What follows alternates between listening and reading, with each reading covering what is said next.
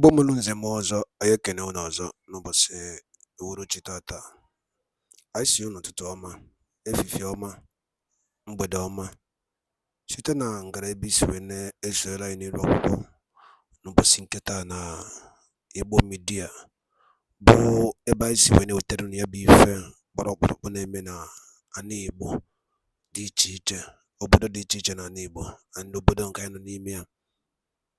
Dịka o si dị, ọbụna nke a bụ mgbọsị izizi gị ị na-esonyere anyị n'iru akwụkwọ na Igbo midia, ekabalụ ka imetụ aka n'ebe a na-acha red and subscribe, share ekwe ya, gbakwa ụmụnne anyị ndị ọzọ ka fasị na-esonyekwara anyị n'ihe anyị na-eme dị iche iche na Igbo midia.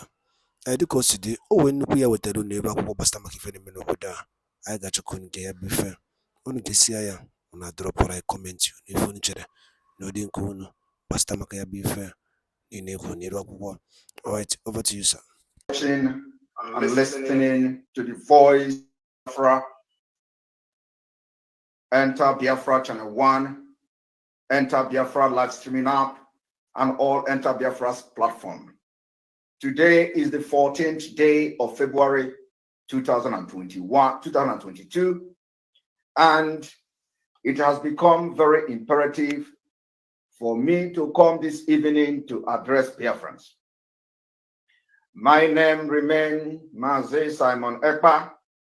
I remain Mazi Nnamdi Kanu, disciple on Biafra restoration. We have entered the liberation of Biafra. This evening, I have come to address a very important strike, which I call the last strike of the Fulani Caliphate. Yesterday, Biafrans all over the world were thrown in disarray. The interview granted by Barrister Ejiofor, the former lead counsel of the indigenous people of Biafra, representing and defending Mazi Nnamdi Kanu, the leader of the indigenous people of Biafra.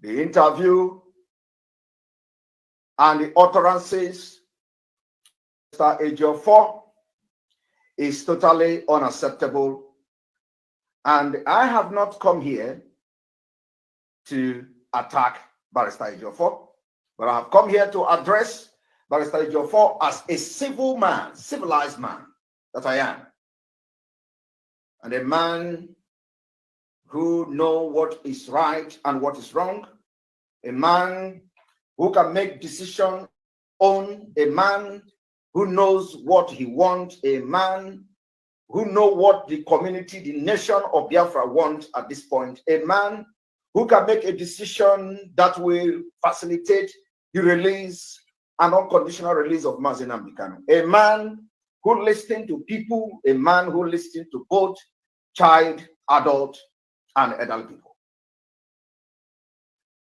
I did not come here to also romance and mince my word. I have come to say the record very, very straight.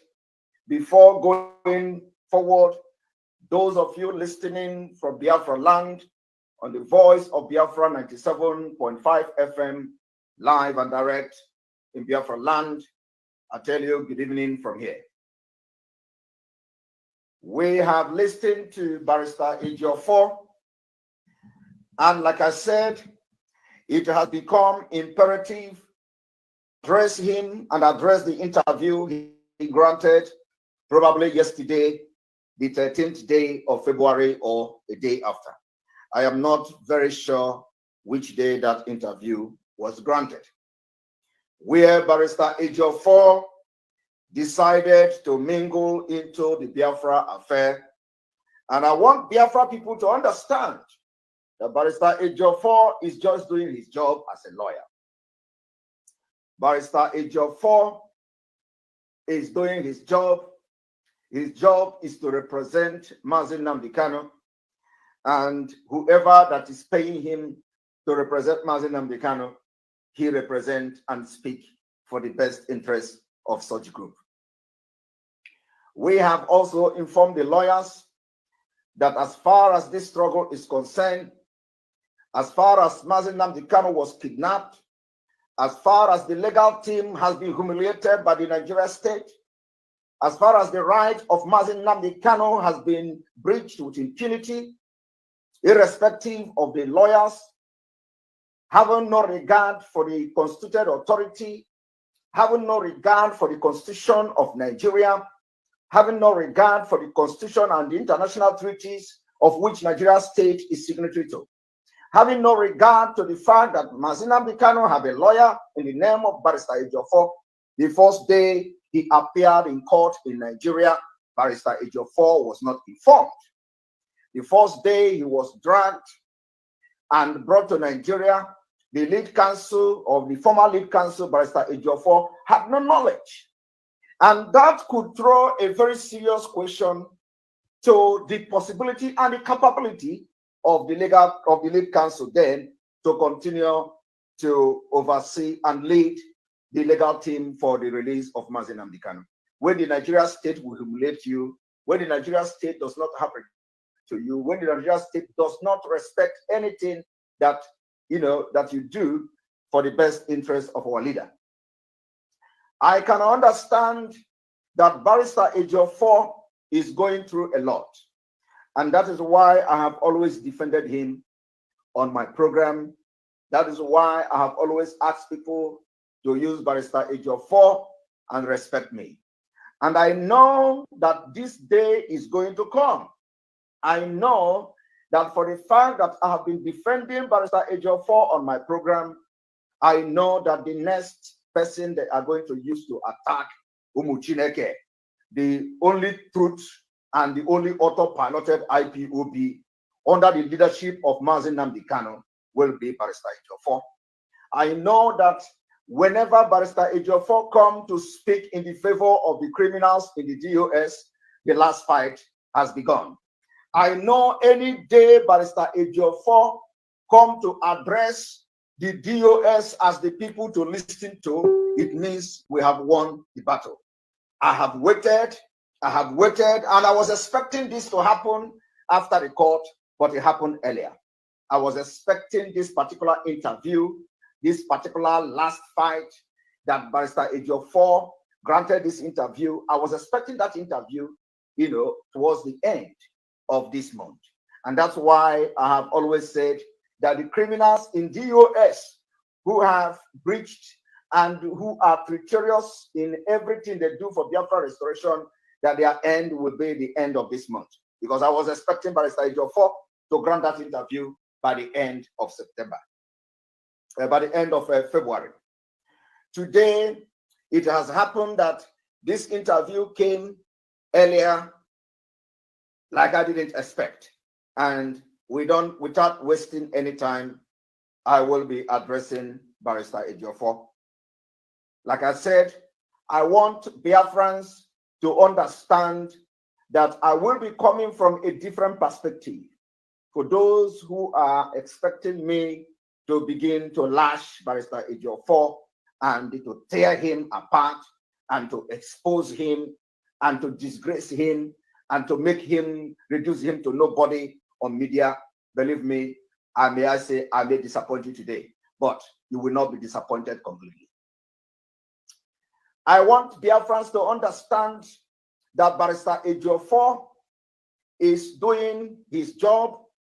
His house has been attacked twice, assassination attempt, and people have been killed in the quest for his involvement in representing the indigenous people of Biafra and Mazi Nnamdi Kanu. People have been slaughtered in his home. His home has been burnt. And what I have come to tell you now is there are consequences. And the consequences is very, very clear.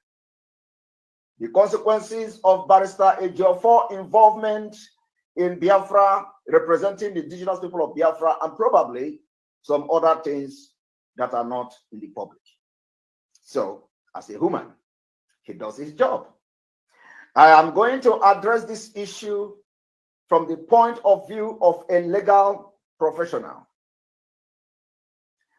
The issue you see today is that when the caliphate wanted to stop the economic sanction, when the caliphate wanted to stop the civil disobedience in Biafra land, when the caliphate wanted to truncate and scuttle the activities of the genuine IPOB, nicknamed the autopilot, when they have tried everything to scuttle the activities of these people, which I am very proud of, that want Biafra today, tomorrow, when they have tried to destroy the activities of this movement, when they have tried to betray the activities of this movement, when they tried to sabotage every move we have made to create awareness for the, they all failed. They tried it through the DOS, the criminals there, they all failed. They threatened us on social media, it didn't work. They threatened us on Radio Biafra, it didn't work. They brought knives, some people brought knives on live TV to threaten us, it didn't work. They threatened all the people in Biafra land to kill them, and it didn't work. They unleashed Nigeria police, the GSS, the army against our people, it didn't work. So, and people have been campaigning and asking questions. What can they do to stop Simon Ekpa? Some people suggested that why can't Barrister Ejiofor go to our leader and let our leader pronounce Simon Ekpa, that Simon Ekpa has been sacked and Simon Ekpa is not part of them, and this and that. And a lot of people suggested that, oh, how can they do that? Because Simon Ekpa is not a member of IPOB, according to them. Simon Ekpa is not an OT member and all that. So there must be a way to scuttle the activity of the disciple of Mazi Nnamdi Kanu. And that is what you see today. They have failed, and I'm going to tell you today that the shot Ejiofor fired, he fired it at the wrong target. I've always tell people, when you live in a glass house, do not throw stone. When you live in a glass house, do not throw stone. When you throw stone, the stone may land at one of the glass and got the glass broken. Like I said, I always respect people, especially those that I respect. I respect them so much.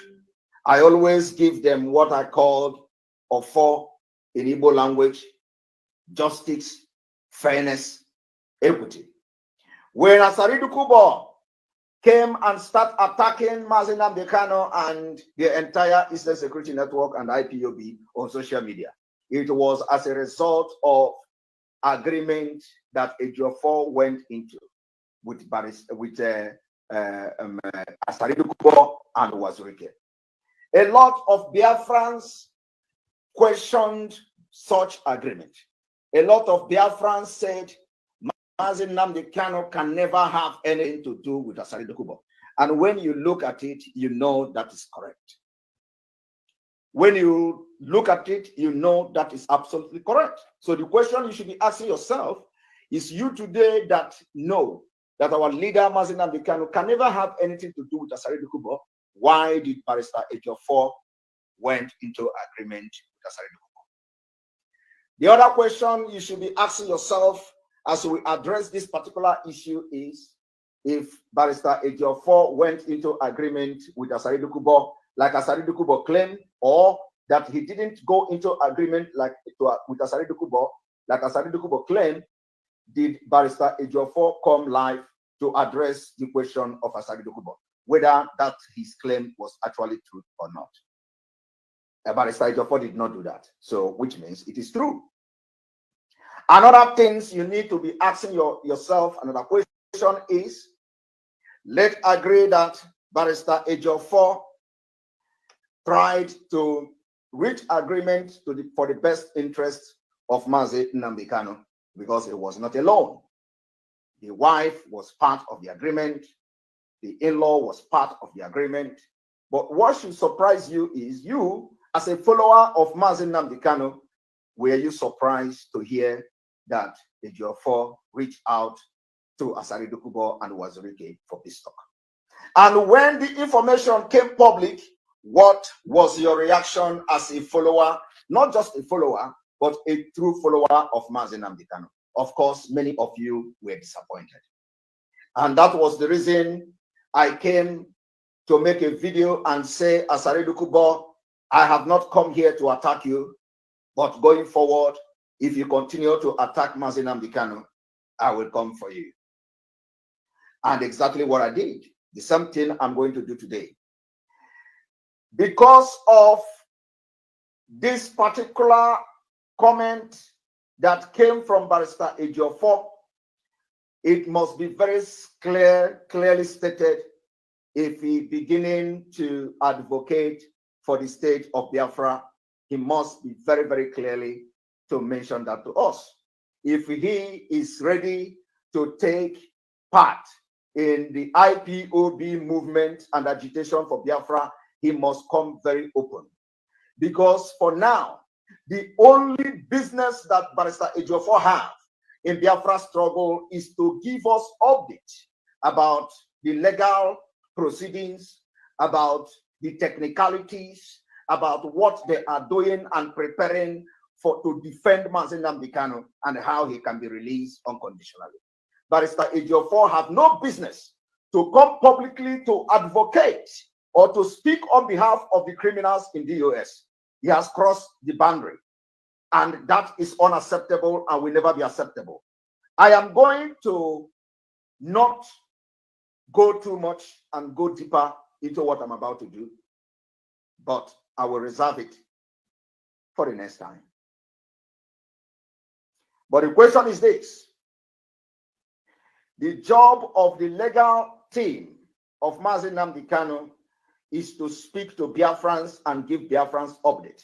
As I speak to you today, not only that, that particular task of giving update to Biafrans has been zero. It is completely zero.